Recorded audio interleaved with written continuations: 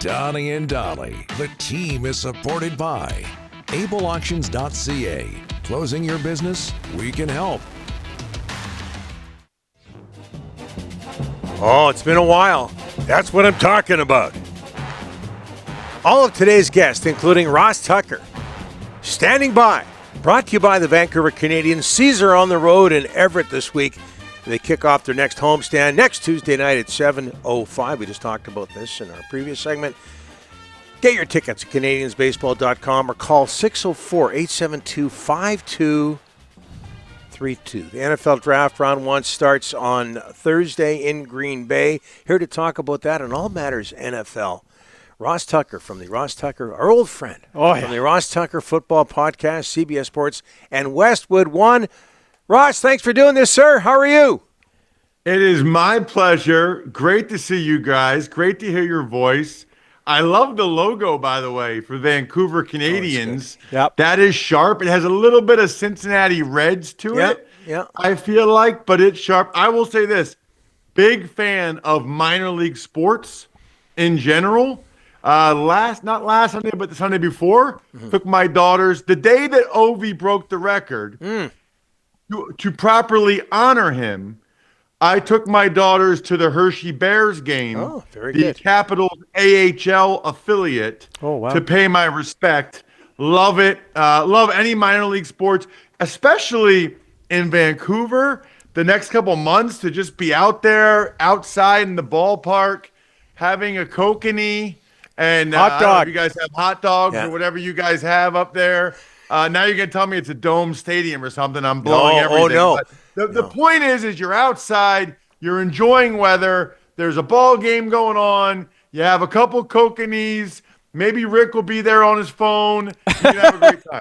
Yeah. Let me tell you, Ross, it is an experience. It's called Nat Bailey Stadium. You would absolutely love it. Okay, before we get started, a couple of things. I want you to weave these two things together. Tell us about, with Mother's Day around the corner, my front page story, and maybe you could weave in. I always ask you this when we have you back after a while, after the NFL. How was your ski trip? Yeah. Weave those two things together. Yeah, we've got some catching up to do, boys. So first of all, I'll say this, okay? I'm passionate about a lot of things in life. Football, food, but absolutely family, which is why I've been telling you guys for a couple years about myfrontpagestory.com. They say a picture is worth 1,000 words, so there you go. Rick could never write 1,000 words in his whole life. So check it out. I'm just telling you right now, whether it's your mom, your grandmother, if she's still alive, or your spouse, it will be the best Mother's Day gift they've ever gotten. And if it's not, you can talk to the guys at the company about getting a refund. I doubt it, but you can at least talk to them about it. I'm just telling you, it really is amazing, though, to see their eyes light up when they see themselves and a picture of them and their family on the front cover of a newspaper, and then they read that thing so fast, they start crying. Can't possibly recommend anything higher. myfrontpagestory.com. Which leads us to the off-season, which has been a lot of family time. There you go. I had an epic couple trips out west, 5 days skiing in Montana, came back, then went out with the family. I did 6 in Utah, 2 in Vail, 4 in Breckenridge, then with my high school buddies to cap it off. So 17 days on the mountain. And then last week I was in the Bahamas for spring break. What? I'm getting a little surf and turf in, boys. Surf and turf. Unbelievable.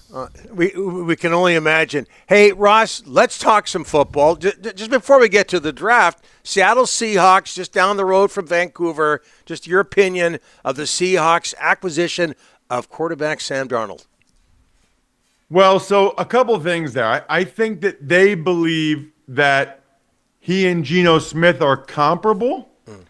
The difference being twofold. One is Darnold was willing to take a contract that Geno Smith wasn't. Geno Smith wanted more money. He wanted more guarantees in year 2. Darnold was willing to not get that. So it enables the Seahawks to go year to year at quarterback with Darnold. And Geno was kind of tired of doing that. Plus, with the new offensive coordinator in Clint Kubiak, remember, Darnold was with him in San Francisco. So they have a lot of familiarity, right? Like he knows Kubiak's system. Kubiak knows what Sam does well and doesn't do well. So I think that they think, and probably correctly so, that they'll get a higher performing player with Darnold in a system he's familiar with for less money than what Gino was looking for. I get it. Hey, Ross, with this draft, Travis Hunter, two-positional player, one GM said, you know what, he's going to be a Pro Bowl player at either position. How do you handle that? When you draft a guy like that, how do you handle where he plays? Rick, one of your best questions ever. And the reason is because it is not an easy answer. I'll start with this, okay? Yeah. I did Colorado State last year for CBS. Yeah. He's the best college football player I've ever seen. Wow. Okay, Travis Hunter is the best college football player I've ever seen. They all go up-tempo now on offense. Yeah. He played like 150 snaps a game. That is just bananas. And I talk to people on my show, the Ross Tucker podcast. They say that he is the best receiver in this draft. Wow. And he is the best corner in this draft. I had a guy come on that just evaluated him as two separate human beings, okay? Travis Hunter offense, Travis Hunter defense. They were both top 5 players, okay? That just goes to show how – think about how much better he could be at one if he just focused on one. The issue is that I think there's a lot of different healthy debates here. Number one is, would you rather have a really good player at two positions or an elite player at one? I don't know the answer to that. I think you can make an argument either way. The next question would be, they think he's further along on offense and can make a bigger contribution on offense, but you can't really be a part-time defensive player. You got to be in those meetings. You need to have that communication with the other guys on the back end. So it's a lot easier to be a full-time corner, part-time receiver where they give you a small package of plays than the other way around. So there's a lot there that they kind of need to figure out. I need your advice to those players who don't go in the draft, because some kid that gets drafted isn't going to make it, and there's going to be a guy that doesn't go in the draft that's going to make it. There's going to be a lot of disappointed players, but what's your advice to those guys that don't get drafted? Once you get there, it doesn't really matter. Yeah. Right? And there's a long history of guys that were drafted high that end up being busts, and guys that weren't drafted at all that end up having successful careers. Will they give more benefit of the doubt to the guys they drafted and invested money in? Absolutely. But if you go there and you are clearly deserving, especially with 16 spots on the practice squad now, you will be an NFL player. You will find a way to get paid by that team, and then you keep plugging along, and hopefully sometime you're on the roster, and then you get a chance to play, and you play well. But once you get there and you're out there on the field, it only means a little bit where you were drafted. Yeah. And Ross, Titans with the first pick, projected to take Miami quarterback Cam Ward. How will he do at the NFL level, in your opinion? I'm excited about it. Speaking of piggybacking off of Rick's question about undrafted, this guy, out of high school, went to University of the Incarnate Word. Rick, do you know where that is? Absolutely not. Definitely not. Donnie, you don't either, though, right? No, not a chance.